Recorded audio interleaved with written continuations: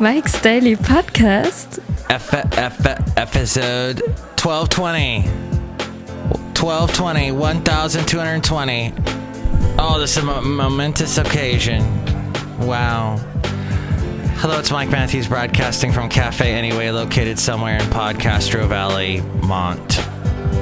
Today, we hear from people, for example, and such as Mike's Daily Podcast, Chely Shoehart, Floyd the Floorman, and John Deere the Engineer. The last show was called Empathy. Mike's Daily Podcast, because I think that we have to remember not to forget what I was supposed to remember not to forget. I forget. I think it was something about people being nice and not yelling at each other over the Vice President Mike Pence. He's actually kind of scary. Mike's Daily Podcast. He tried to pass legislation to basically throw all the gays out of his state. So this is nice. Mike's that he's going to be Daily our vice president. Podcast. I miss the cool guy. Yeah. That said goofy things sometimes. What's wrong with saying goofy things? Joe Biden. Joe. It's nice having somebody across the street from the White House, because they don't live in the White House. They can't. The vice president has to live across the street. Joe was his name. Hey, Joe, where you going with that gun in your hand? That's a Jimi Hendrix song. Sing it today and you'll feel better, even though it's about killing your wife. That's not good. That's wrong. That's misogynistic. Misogynist. Do you put a stick at the end of that? Should you? Would you? Could you? Hi. I went to see the doctor yesterday. You were like, oh, it's about time. What, did you get committed, Mike? Mental health is not a laughing matter. I mean, it's good to be healthy mentally. Try to, at least. We're going to actually talk about depression in a little bit. I know that's an uplifting topic, but it's one we must broach. I went to see... So I have Obamacare at the moment. It ends at the end of the year. My rates went up in Obamacare, and then I was hired full-time at my job, and I'm like, I'm going to take the company welfare. The company insurance, health insurance. Even though I detest Anthem. Look who just walked in. I detest Anthem. I had Anthem for many years. Every year they upped my premium $100. And they said, but you're grandfathered in, Mike. Stay with us. And I said, nope, I'm jumping to Obamacare. That was a year ago. A year later, I'm going to be back on Anthem. But when I was on Obamacare for most of this year, I had Kaiser. And I know Kaiser is about to go away with my Obamacare going away. So I thought I better go finally to get a checkup at Kaiser. Just get a basic checkup. And I went. It was a wonderful experience. Look who walked in. Hello, Mike Matthews. It's Chely Shoehart, Good Stuff Supervisor. You should get yourself checked mentally all the time, Mike Matthews. Yeah. For example, here's a puzzle. Figure this out. Wow, you gave me a piece of paper with a bunch of lines and squiggles on it. I can't make heads or tails of this. Mike Matthews, it was a love note that I wrote to you that said, I love you. Oh, that's so nice. I love everybody. You're full of love. I think we should all love each other as we love ourselves. That's a Bible verse. I know, Mike Matthews. Look who else just walked in. Hello, Mike, it's Floyd the Floorman. And this is John Deere the Engineer. We love you too, Mike. Oh, thank you. Ah, all this love scares me. I went to Kaiser. My doctor is hot. She's so hot. Excuse me. No, she's hot. A very attractive young lady from the country of India, southern India. She had the most beautiful smile. She smiled through the whole checkup. She answered all my questions. She's married, though, has a kid. But whatever. The important point here is she checked me out, made sure that I get a handle on my weight.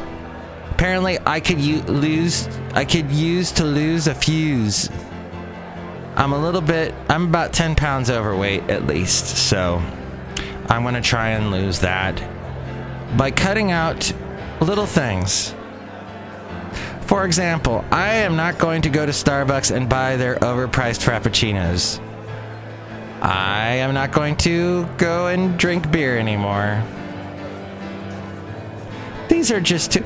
Instead of beer, you should drink wine, red wine, because it has antioxidants. These are helpful little health tips that I'm going to take. And I'm going to not eat burritos. So those are my Achilles heels: burritos, frappuccinos, and beer. I'm so sad. Beer. But it's going to be good. It's going to be good. Once in a while, it's all right. Once in a while, you can splurge and have a little something you shouldn't eat all the time. But that's what makes them treats. Those are fun event meals. Used to be back in the day, we'd reserve a hamburger for a fun event meal. And then we started eating them all the time, and then we got diabetes, and then we got the most obese country in the world with all of our wonderful burgers. Mike Matthews, you're going to look great after you lose a couple pounds. I don't look great now. And here's today's podcast picture. Mike Matthews, why don't you talk about your podcast picture? I'm ditching the question. Very good. Good job with that. The podcast picture today is a cartoon drawing with myself and this character who also walked in with John Deere and Floyd the Floorman when they walked in earlier. And the character is this guy. Hello there, Mike. This is Valentino, the parking attendant. Why did they throw Chris Christie out of the White House? I don't get it. Yeah, he was supposed to be part of the transition team. I heard that Trump has a connection to Chris Christie's brother-in-law or some crazy thing or father-in-law. Like he put Chris Christie's wife's father in jail. Somebody connected with Trump or Breitbart. Now that Breitbart guy is going to be in the cabinet or something. Jeez.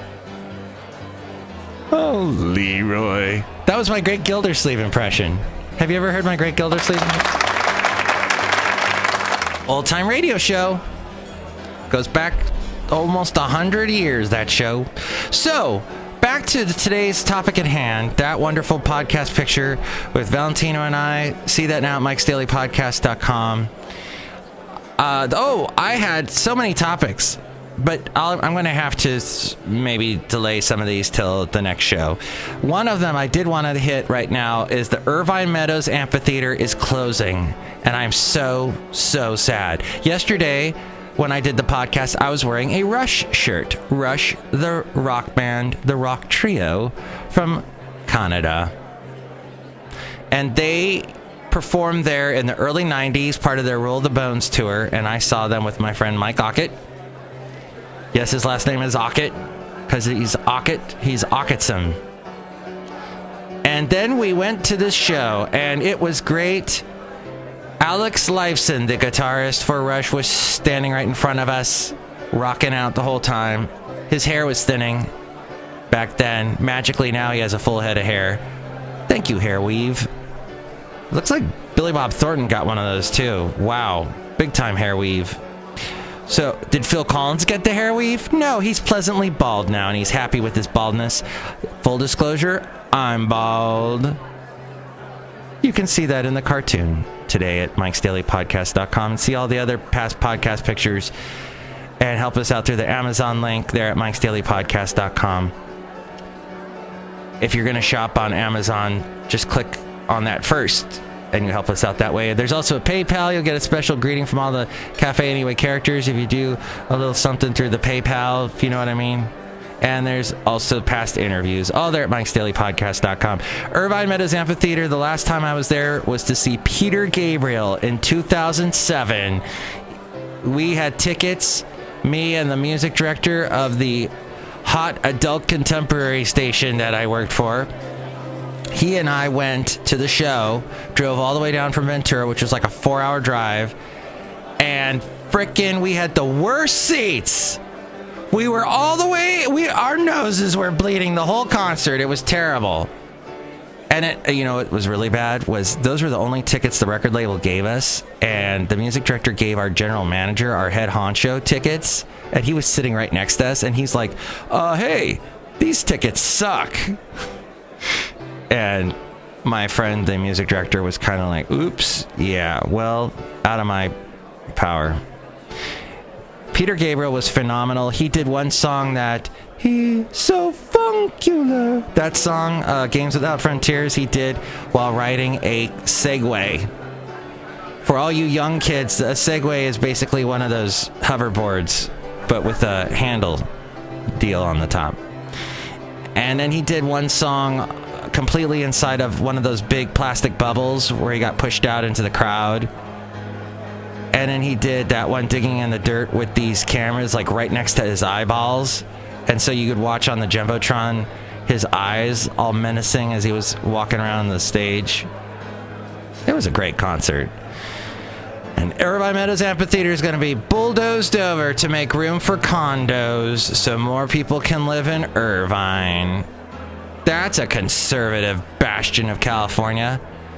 But there's not going to be any protests or riots there. Why are the riots happening in the places where we voted for Hillary? Why shouldn't you go to the places where they voted for Trump and riot? And I'm not saying riot. I'm not saying be violent.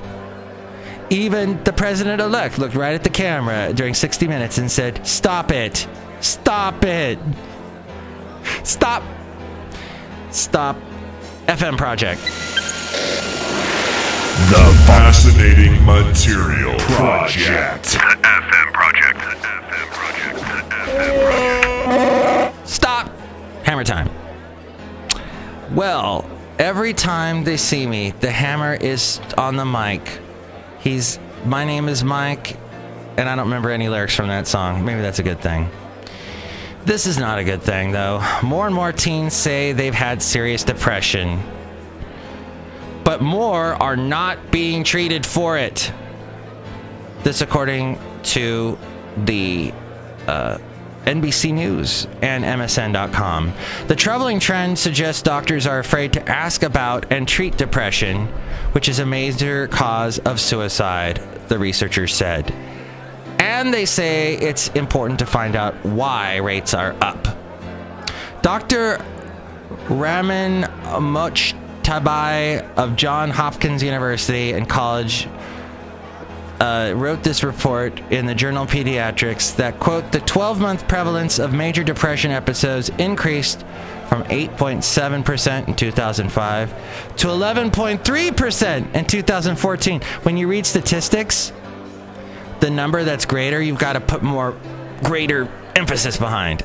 Just for all you future voiceover people and podcasters. That was my little side tip for you. From 8.8% to 9.6% to 9.6% in young adults. For their report, Mojtabai and colleagues looked at surveys of more than 170,000 teens and nearly 1,800,000 adults aged 18 to 25. Each year, says the report, almost 1 in 11 adolescents and young adults have a major depressive episode. The prevalence of these episodes increased from 2005 and 2014. I was talking to my doctor yesterday at Kaiser about how I try to get 6 hours sleep, but it's very difficult when you get up at 4 in the morning, and sometimes there's a lot going on in the nighttime and you can't get to bed at an early enough time. And she said, you need at least 6 to 8 continuous hours of sleep. You can get by with 6, but she strongly suggested 8. And she said, if you don't, you can start seeing your weight increase and you have a stronger predisposition for depression. Depression happens more if you don't sleep as much. I wonder if some of these teens are not getting enough sleep. I remember the crazy hours I kept as a teenager. Whites, and especially white girls, were the most vulnerable, they found. It's not clear why. They have some guesses, though. Quote, adolescent girls may have been exposed to a greater degree to depression risk factors in recent years. For example, cyberbullying may have increased more dramatically among girls and boys as compared with adolescent boys. Adolescent girls also now use mobile phones with texting applications more frequently and intensively, and problematic mobile phone use among young people has been linked to depressed moods. They may not be sleeping. Okay, going back to my sleep theory, the mobile phone, the smartphones, whatever you call them nowadays, with all that looking at the screen, and then they already approved that looking at a screen, at a smartphone screen right before you go to bed, it takes longer to get to sleep, causes insomnia. Maybe more reason why they're not.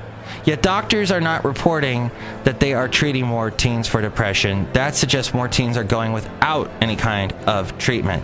Depression is a sizable and growing deadly threat to our U.S. adolescent population, the study says. In part, that may be because of fears that antidepressant drugs may increase suicide risk, although there's no clear-cut link. It's also possible the teens are not telling anyone. They are the ones who filled out the surveys, not parents or doctors. Someone needs to study what's going on, and urgently, said Dr. Ann Glowinski and Giuseppe D'Amelio, of all these people with cool names, of Washington University School of Medicine in St. Louis. The other problem that of ever-growing, increasing, untreated youth depression concerns all of us at a time when suicide is now the second leading cause of death for adolescents aged 15 to 19. As we go outside a cafe anyway, where we bring you Mike's Daily Podcast somewhere in Podcaster Valley. It's okay to get help. It's okay. The feelings you feel, adolescents, I don't think they realize that. And I certainly was really never